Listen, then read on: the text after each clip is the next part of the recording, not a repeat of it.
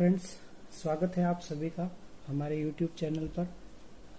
पिछली क्लास में हम कार्बन के बारे में पढ़ रहे थे और आज उसी से आगे कंटिन्यू करेंगे। तो चलिए स्टार्ट करते हैं। हमने देखा था कि कार्बन जो है वो 4 बंध बनाता है और उसके बाद से हम स्टार्ट कर रहे हैं। तो यहाँ पर आप एक चीज़ और ध्यान रखें कि कार्बन जो होता है उसके अंदर एक प्रवृत्ति होती है, उस प्रवृत्ति को हम श्रृंखलन प्रवृत्ति कहते हैं। ठीक है, वापस सुने। कार्बन के अंदर एक प्रवृत्ति होती है, उस प्रवृत्ति को श्रृंखलन प्रवृत्ति कहते हैं। अब ये श्रृंखलन प्रवृत्ति होती क्या है उसके बारे में हम थोड़ा सा देखेंगे। तो श्रृंखलन प्रवृत्ति का मतलब इतना सा है कि कार्बन जो है वो दूसरे कार्बन, मतलब कार्बन और कार्बन आपस में जुड़कर लंबी श्रृंखला का निर्माण करते हैं। ठीक है, मतलब एक कार्बन दूसरे से जुड़ेगा, दूसरा तीसरे से जुड़ेगा, इस प्रकार ये लगातार जुड़ सकते हैं। तो कार्बन कार्बन आपस में जुड़कर लंबी श्रृंखला का निर्माण करते हैं और यही प्रवृत्ति कार्बन की क्या होती है, श्रृंखलन प्रवृत्ति कहलाती है। ठीक है, अब बात यह है कि कार्बन और कार्बन से जो श्रृंखलन प्रवृत्ति है वो 2 प्रकार से दिखाई जा सकती है कि कार्बन कार्बन जो है वो या तो विवृत श्रृंखलाएं बनाए या फिर समवृत श्रृंखलाएं बनाए। ठीक है, अब विवृत श्रृंखला का मतलब तो इतना सा है कि लंबी श्रृंखलाएं बननी चाहिए, विवृत श्रृंखलाएं अर्थात लंबी श्रृंखलाएं बननी चाहिए। और दूसरा समवृत श्रृंखलाएं, तो समवृत श्रृंखलाएं जो होती हैं उसमें वलय उपस्थित होगी, मतलब कार्बन कार्बन इस प्रकार से जुड़ेंगे कि वो एक वलय का निर्माण कर ले। ठीक है, अब ये तो बात हुई समवृत श्रृंखला और विवृत श्रृंखला की। अब उससे आगे अगर हम चलें तो हम ये देखते हैं कि कार्बन जब आपस में जुड़ते हैं, ठीक है, जैसे मान लीजिए एक कार्बन दूसरे कार्बन से जुड़ गया, तो जुड़ने के बाद में इनकी क्या होती है कि बाकी जो बची हुई संयोजकताएं हैं, मतलब 4 बंध अगर कार्बन बनाता है उसमें से अगर इसने एक कार्बन के साथ में जोड़ लिया तो बाकी 3 बंध तो बच जाएंगे। तो वो 3 बंध जो है वो कौन कंप्लीट करता है, हाइड्रोजन पूरे करता है। तो इसलिए हम ये बोलते हैं कि कार्बन की जब कार्बन किसी अन्य तत्व या कार्बन के साथ में जुड़ता है तो बची हुई संयोजकताएं कौन पूरी करता है, हाइड्रोजन पूरी करता है। ठीक है, उसके बाद हमारे पास आते हैं हाइड्रोकार्बन।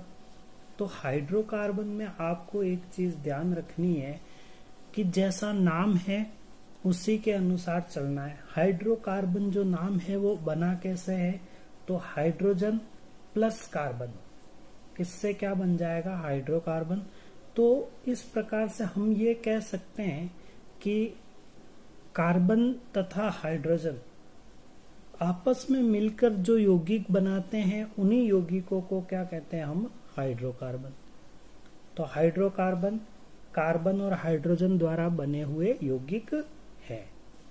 ठीक है, उसके बाद में अब हम आगे चर्चा करते हैं कि कार्बन और कार्बन जब आपस में जुड़ते हैं, ठीक है, कार्बन कार्बन आपस में जुड़ते हैं तो किस प्रकार से जुड़ सकते हैं, किस प्रकार के हाइड्रोकार्बन बना सकते हैं, किस प्रकार की श्रेणियां बना सकते हैं। ठीक है, तो चलिए स्टार्ट करते हैं।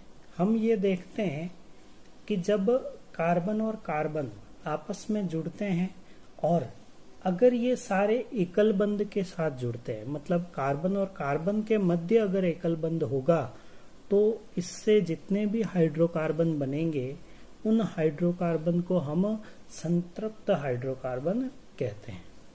जैसे उदाहरण के लिए आप देखिए, कार्बन और कार्बन आपस में जुड़े, एकल बंध से जुड़े, साथ में बाकी की संयोजकताएं हाइड्रोजन से पूरी करिए।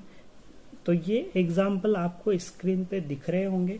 इन सारे एग्जाम्पल में क्या है, कहीं पर भी कार्बन और कार्बन के मध्य आपको द्विबंध या त्रिबंध नहीं दिखेगा।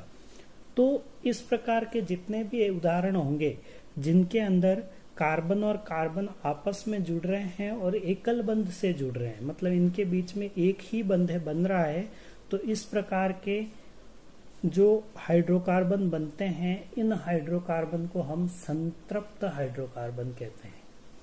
ठीक है, इस प्रकार से बनने वाले हाइड्रोकार्बन को संतृप्त हाइड्रोकार्बन कहते हैं।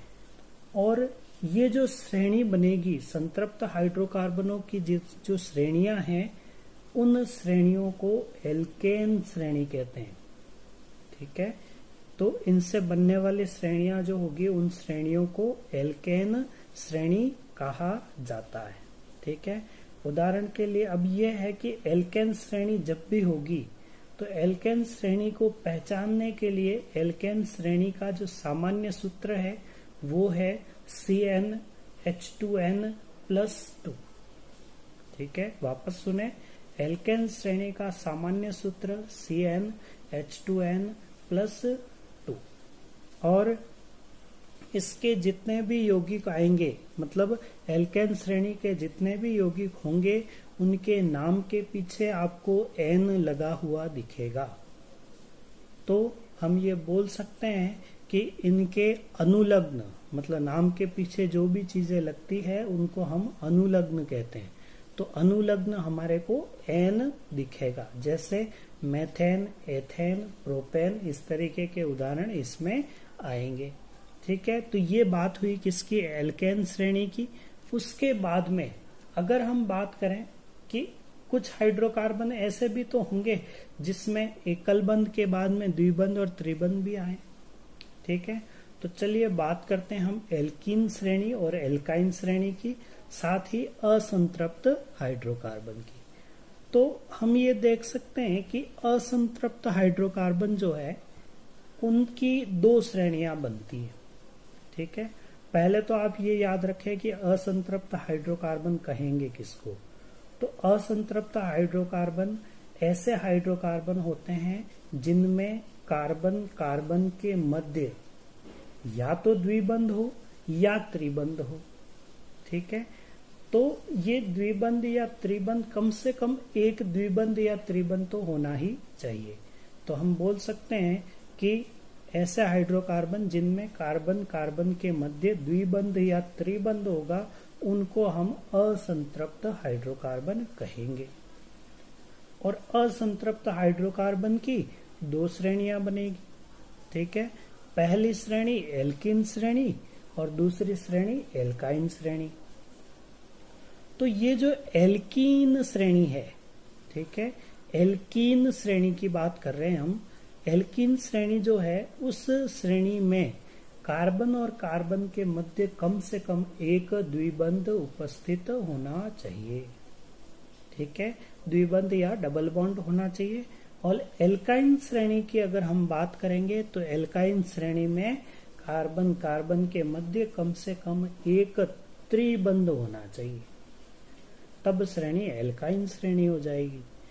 अब एल्कीन श्रेणी के यौगिक जो भी होंगे, उनमें लास्ट में आपको उनके नाम का अनुलग्न जो होगा, मतलब जो पीछे लगेंगे, वो क्या लगेगा, ईन लगेगा। और एल्काइन श्रेणी में अनुलग्न, मतलब नाम के पीछे जो लगेगा वो क्या लगेगा, आईन, आईन। ठीक है, तो ये चीजें आएगी। उसके बाद में ये चीजें हो गई। एल्कीन श्रेणी जो है उसका सामान्य सूत्र CnH2n होगा। और इसके कुछ उदाहरण की बात करें तो एथीन, प्रोपीन, ब्यूटीन, इस तरीके से आएंगे। ठीक है, उसी तरीके से एल्काइन श्रेणी में बात करेंगे तो एल्काइन श्रेणी में भी सूत्र जो होगा, सामान्य सूत्र, वो आ जाएगा CnH2n-2। और इसके जो उदाहरण है, उन उदाहरणों में क्या आ जाएगा, एथाइन, प्रोपाइन, ब्यूटाइन, इस तरीके से आ जाएंगे। ठीक है, अब आपको याद ये रखना है कि मेथेन होता है, लेकिन मेथीन और मेथाइन नहीं होता है। ठीक है, क्यों नहीं होता है, क्योंकि सिंपल सी बात है, आपको ये याद रखना है कि एकल बंध एक कार्बन में हो सकता है, क्योंकि वो सारे हाइड्रोजन के साथ जुड़ेगा तो एक एक बंध के साथ जुड़ सकता है। लेकिन अगर हम द्विबंध की बात करेंगे तो जब तक दो कार्बन नहीं होंगे उनके बीच में द्विबंध नहीं हो सकता, और जब तक दो कार्बन नहीं होंगे उनके बीच में त्रिबंध भी नहीं हो सकता। तो इसलिए मेथाइन और मेथिन नहीं बनता है, जबकि मेथेन तो बनता है।